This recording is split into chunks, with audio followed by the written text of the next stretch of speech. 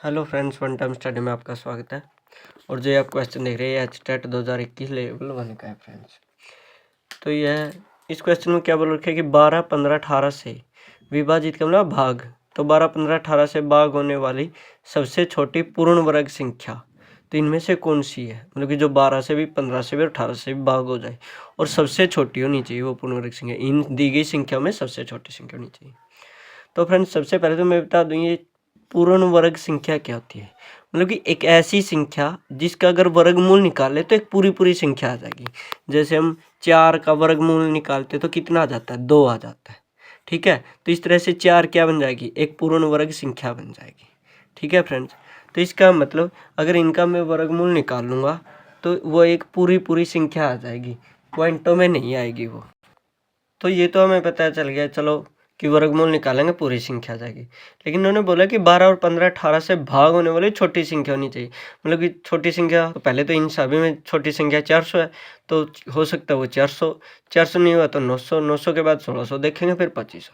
क्योंकि 12, 15 और 18 से भाग होने वाली तो इनमें से हो सकता है 2, 3 और चारों की चारों हो, लेकिन हमने वो छोटी संख्या देखनी होती है। तो इसमें पहले क्या करेंगे, हम पहले तो हम इनका एलसीएम लेंगे 12, 15 और 18 का एलसीएम लिया। 2 पे चलाया, 2 छिक्के 12, 15 एज इट इज, 2 में 18। अब आगे फिर 2 पे चलाया, 2 तिया 6, 15 as it is, 9 as it is. फिर आगे 3 पे चलाया, 3 एकम 3, 3 पंजे 15, 3 तिया 9। फिर 3 पे चलाया, फिर आगे 5 पे चलाया फ्रेंड्स। तो ये आ गया।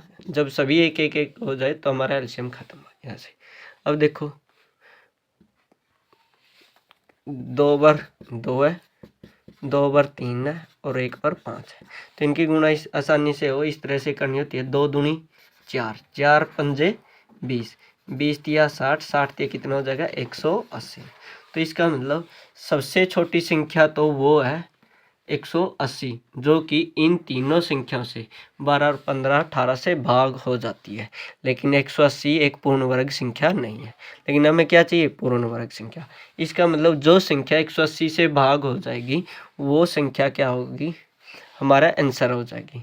तो सबसे पहले छोटी संख्या की कौन सी इनमें 400 है। 400 क्या 180 से भाग हो जाती है, देखो एक बार 400 को 180 से कट करके देखते हैं। 0 के साथ 0 कैंसिल।